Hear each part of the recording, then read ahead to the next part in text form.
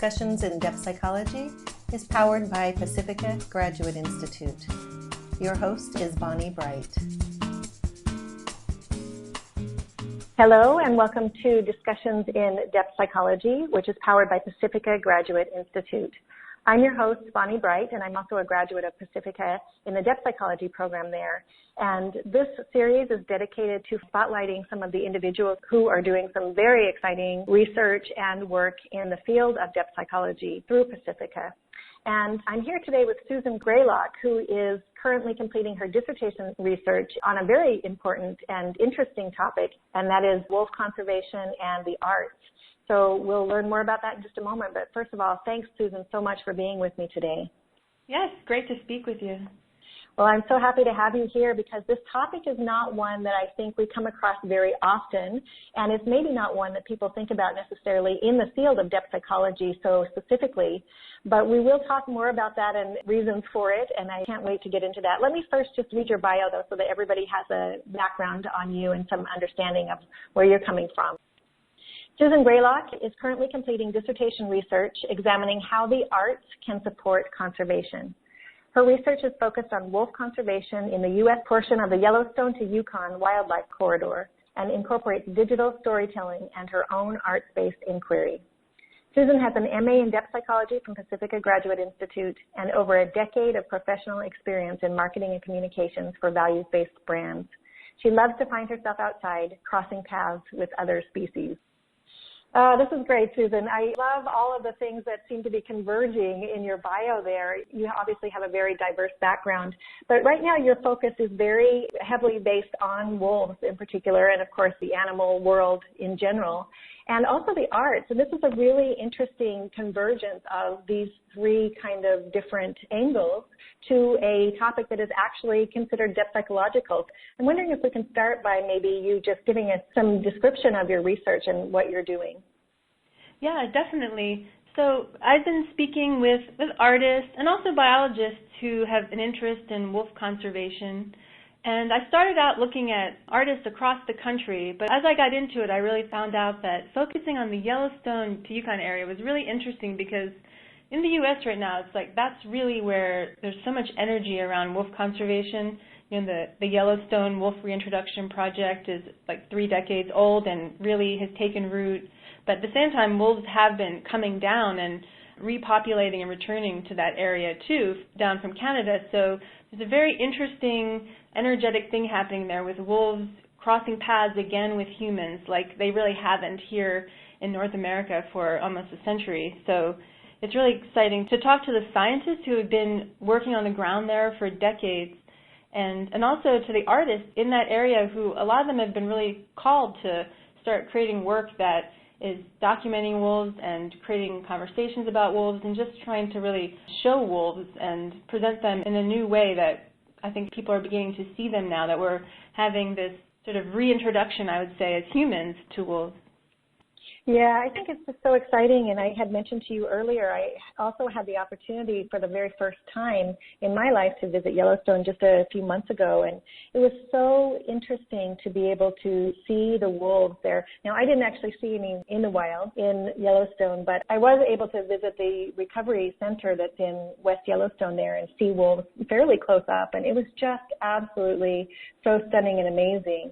And of course, in depth psychology, we have this real notion, I think, that animals are truly what we refer to often, or what Jung referred to as the other, and I put that in quotes because they are not humans, and yet there's so much that we can actually learn from the animal world.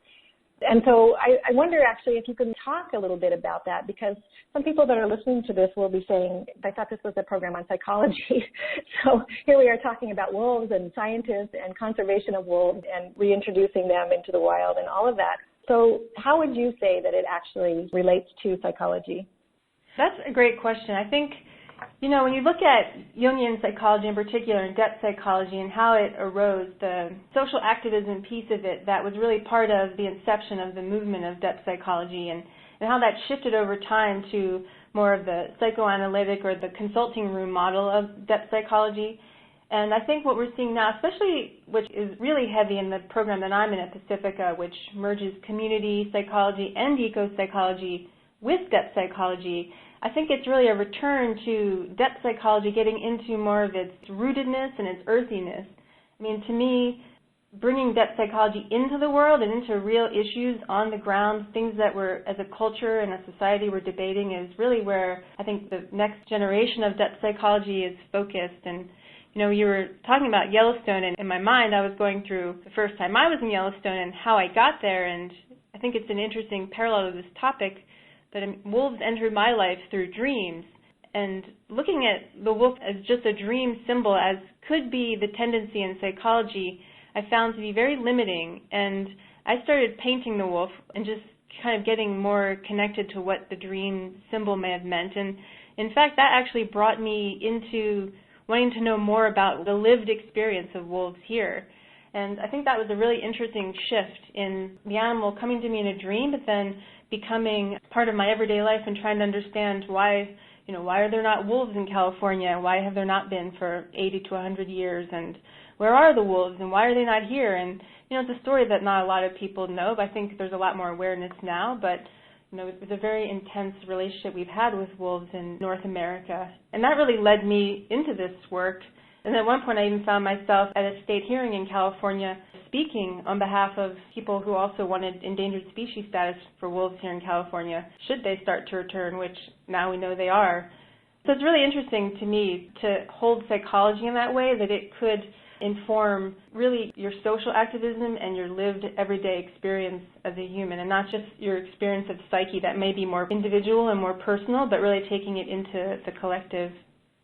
Yes, that's so exciting, and that's been very much my experience of my own education at Pacifica too, that capacity to really bring together these various aspects, which is the depth psychology, the natural world under the umbrella of ecopsychology, and also the symbolism, because when we start looking at dreams, dreams are the voice of the earth, dreams are the voice of the unconscious, and it's so fascinating how we can actually receive messages and begin to understand even things like our calling here, and how we can, as you mentioned, take action in the world and make our own contribution to such things that are so important to us and to our culture as well.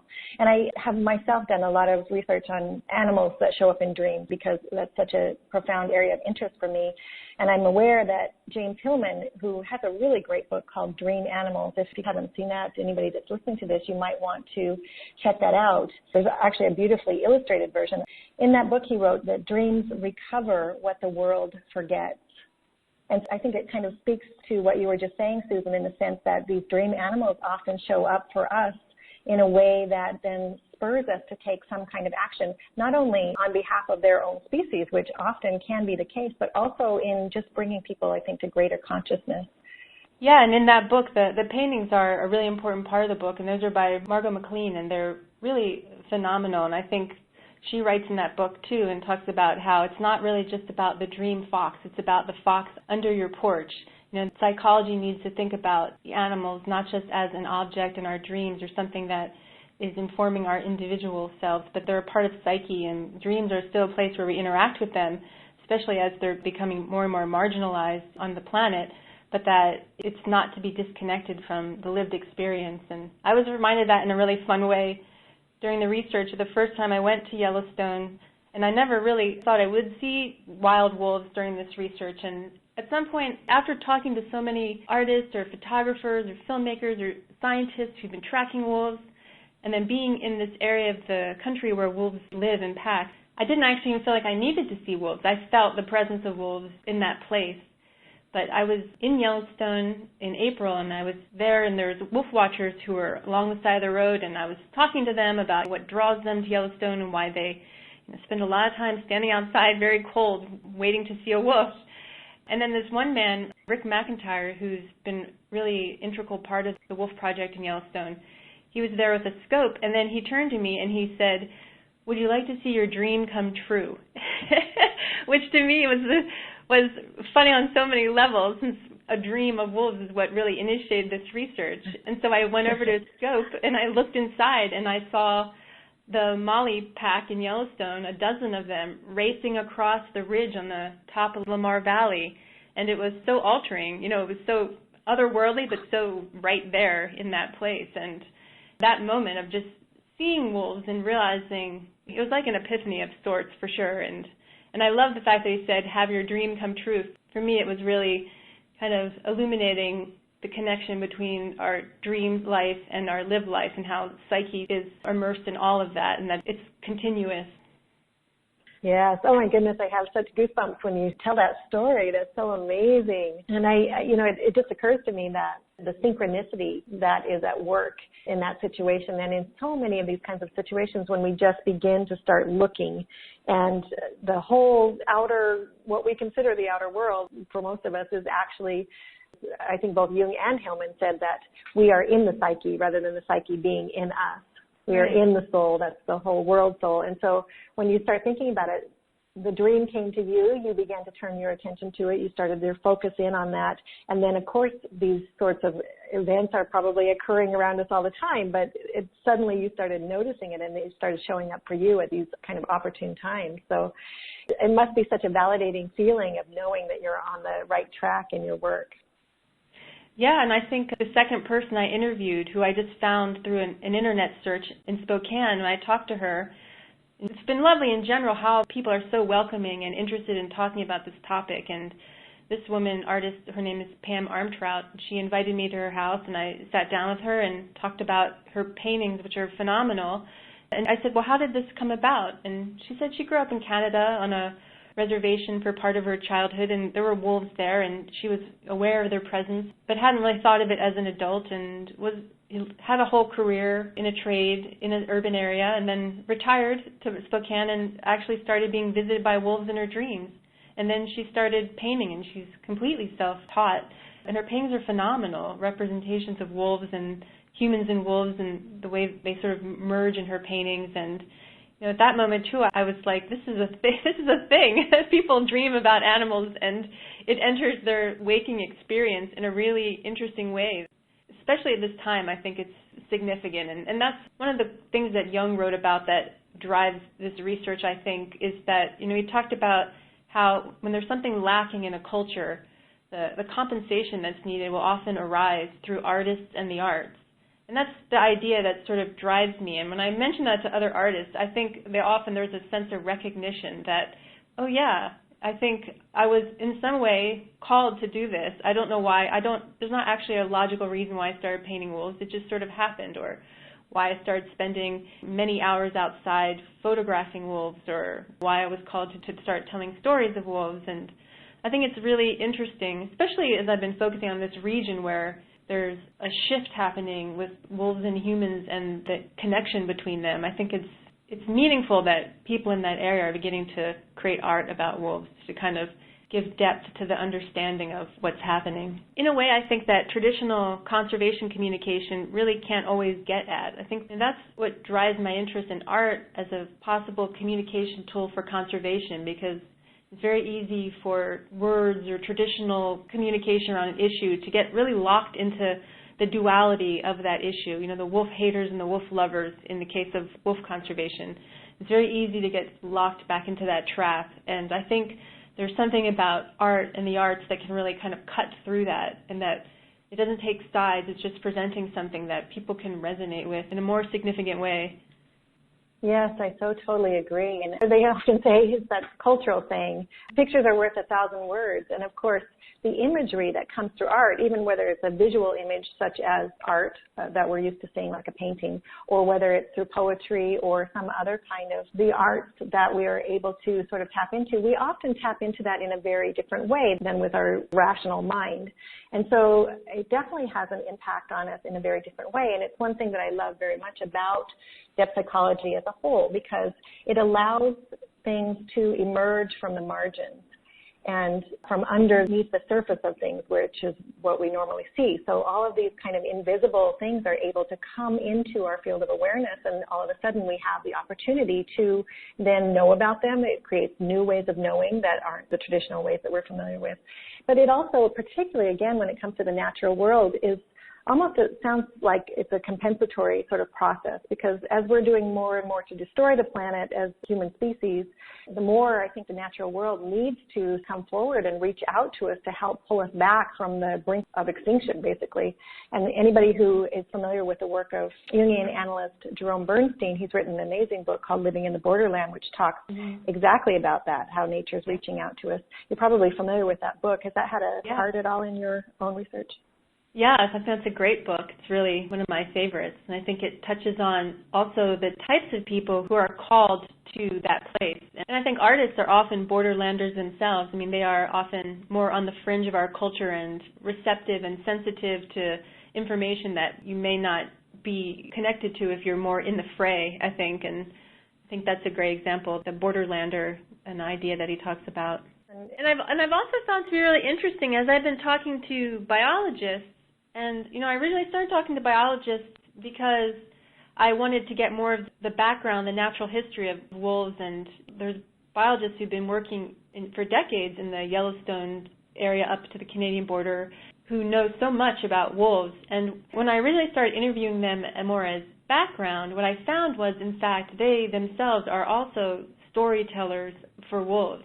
No one could have a better story than a scientist who spent so much time in the backcountry following wolves and watching them and learning about them. And there's a great book called Wild Wolves I Have Known, and I think it's mostly biologists telling stories of individual wolves they have come to know in the field. And it's really just very beautiful storytelling and very sensitive and nuanced. And, you know, and also talking to other biologists, a lot of them have looked to the arts to express what they're coming to know or what they're sensing in a way that the scientific methodology that they need to use in their day job may not be able to express, but that the scientists may turn to painting or photography as a way to express more of the depth of what I think they experience in the field around this other species. Yeah, that's a beautiful example of how these different disciplines can come together in order to communicate something to us that's over and above just the usual. And I really love to hear that, because bringing science and the arts together, I think you could never go wrong with that. It's always going to serve as a bridge to greater knowing and also to greater action, I think, on the part of people who are able to benefit from whatever that is, whether it's photographs or art or storytelling, which is also an art form. There's so many different ways that can come about. And I have to imagine, well, I'm actually wondering what some of the current trends in research are that have inspired your work, because you must have looked at different arts movements and maybe some phenomenology. What else has been meaningful to you in the work as you've gone forward? Yeah, I mean, conservation communication is interesting, but also there's a lot of fields that come together that interest me, and I think animal studies certainly is, you know, an emerging academic topic that is close to my heart, but I think also the community psychology and eco-psychology approach that I get in the CLE program at Pacifica, the way it's had a focus on activism and being out in the world. And I think bringing that into some of these other academic fields like phenomenology or animal studies or even communication, I think adding that piece to them has really enriched the way I think about academic work. And there's some wonderful arts movements out there. I'm really interested in the Dark Mountain project that's come out of the UK, artists and writers doing moving work that's really connected to psyche. And you know what I found really interesting in the field as I've talked to so many scientists that really moves me is how open they are to the social sciences and psychology in general. And I always think when I'm talking to a biologist, they're going to think, oh, a psychologist or even a eco-psychologist, you know, or someone interested in art, you know, that they think, oh, it's not as serious a discipline. But in fact, it's really been moving to me how open and excited biologists are to see other fields interested in conservation. Because, you know, when it comes down to it, I think I've heard this at least 6 times, a biologist say, you know, we have such passion for the work that we do, but our discipline is as it is. And there's this whole element of conservation that is not about animals and wildlife, it's about humans. And if we don't make that connection, this is not going to work. And I know in Yellowstone, I've heard they're bringing psychologists and social scientists into some of the park projects because there's so many people moving through there, and they really need someone to kind of link the humans with the conservation work to help bridge that gap. And I've heard that from scientists in Europe who are doing wolf conservation work too. It's that, ecopsychology and psychologists are so essential to add that other layer to the work we're doing as biologists. Yes, it's kind of all hands on deck, I think, when it comes to conservation, because it's such an urgent issue, and I'm really thrilled to hear that there's that openness to welcoming others, because it just seems like it would enrich everything so much. I mean, again, the scientists have this amazing background. They're able to provide the biology, the history, and all of those very pertinent pieces, but to bring in the psychology and the social sciences and the arts now, of course, as we're talking about, really just brings so many different dimensions to it and makes it really into a tapestry that is so much more dynamic, and almost it becomes more alive, I'm sure, in the process of studying, and therefore also some of the solutions and the work that can be done toward that end. Yeah, I think the collaboration and cooperation is going to be a nice, healthy trend in conservation work in the coming years. And one of the most beautiful projects that I've discovered in my work is the Yellowstone-Teton wildlife corridor, and that project to protect this very large piece of land from Yellowstone out pretty wide, like all the way up to the Washington border, and then up through Canada, through Banff and Jasper, and then into the Yukon. And it's a massive piece of land, and protecting that land that's owned in so many different ways, which involves transnational issues, it involves national versus state issues, and all these different kinds of conservation groups working together at different levels, and it's actually working. I mean, you can go to their website, Y2Y, and see the image of the land they've been protecting and how much progress they've made in the last decade to get land protected so that there's large enough open areas for wildlife to move through and have the amount of space they need for migration patterns. So glad to hear it. That's just great. Susan, just segueing a little bit, you had mentioned earlier the CLE program at Pacifica, and of course that stands for Community Liberation and Ecopsychology. And for those people who are listening to this who don't know, community is a pretty obvious one, but can you just share briefly a little bit about what those stand for? Yeah, community psychology, which is a fairly new field, is really about bringing psychologists into the field and changing the reputation, I'd say, that psychologists have for having the answers and driving the change. I mean, a community psychologist's role is to go into a community, and maybe it's their own community, but to find out what the community needs, help them understand what's happening. If there's an issue they have or some change they want to make, the community psychologist really works to sort of help bring that to the fore and help the dots connect and let what needs to happen happen. I mean, it's really about facilitating and sort of disappearing into the work. It's not at all ego-driven. You're a good community psychologist. Your name doesn't come up around the project. The project and the people in that community are the ones driving it. And it's a really beautiful model in psychology that I think has many applications all over the world now. But it's a fairly new field. And liberation psychology has really been rooted in the social justice movements that came out of South America and Central America, and has a similar ethos of really supporting a community in driving the change that they want to see and helping social justice movements take root and find their voice.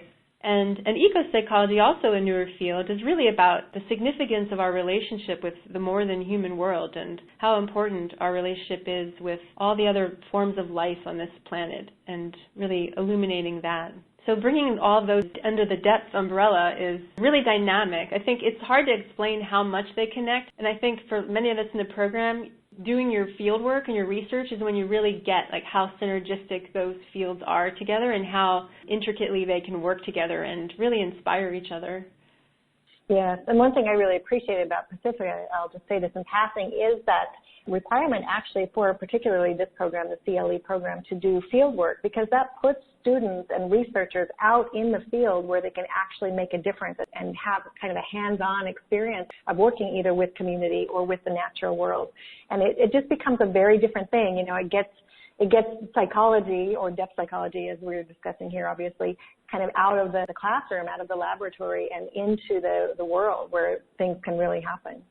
Yeah, and I did my first field work in community art studios, and I think for me, I can see now there is an awareness, being in a small studio, but with very specific group of people, I was with disabled adults in an urban area for one setting, and then I was with children, at-risk kids in an urban area for another setting. And in both of those, I think I really got a sense of psyche emerging through art, and how it emerges in a collective like that, in a small community of an art studio. I mean, that was really informative for me, and I think I sort of go back to that sometimes and think of the feeling in that space with people focused on their art making, and in some way I see that among this larger group of artists I'm looking at in my research, but I still I think I get the feeling for how they're connecting into something, like a really big studio. Yeah. Well, it's really exciting to hear that, and obviously everything that you did has now circled back around and is contributing to all of the research that you're doing. And of course, you're in the dissertation phase of your Ph.D., so that should be complete soon, and you will have that finished piece to look at. I think it will be so fascinating to see how all of those experiences and pieces, every one of them, converges to come together to create that final piece. What about your plans for the future once that dissertation is complete? Do you know what you're going to do next with this? I'm really interested in ecopsychology, but really I think the issue of human-wildlife coexistence is so important right now, and I feel like that's where my work will go. I mean, this work has been focused on wolves, but my interest has always been in all kinds of species. Right now there's a lot of other species too that probably need support with research, but I can see myself holding both sides. I love to teach and work on building ecopsychology programs. I don't think there's that many in the U.S. right now, but also really just expanding this kind of work. While doing this research, I've really come to see the opportunities in the conservation world for a social scientist, and especially an ecopsychologist, and with the community psychology aspect that really trains a person to integrate into a community and work really well within an organization. So I think I see those pieces really coming together in my future work. Oh, it's just so exciting to hear. Well, I really wish you all the best in your work. It's just absolutely wonderful work and really remarkable. And I'm just so grateful, even just for this conversation, has infused me with kind of a new energy around our own interaction with the natural world and with animals in particular. So very exciting stuff. I've been speaking today with Susan Grelock, who is currently completing dissertation research, examining how the arts can support conservation, and in particular, she's been working with wolves. Again, very exciting stuff. You can find out more about some of the topics that she's working on at wolflostandfound.org, and also Alpha Bestiary, spelled B-E-S-T-I-A-R-Y, alphabestiary.com. And of course, Susan is also available on LinkedIn, so if you would like to know more about her or connect with her, you can go there and look for her there. Susan, thank you so much for spending some time with me today. Yeah, it was great to talk to you. Thank you so much.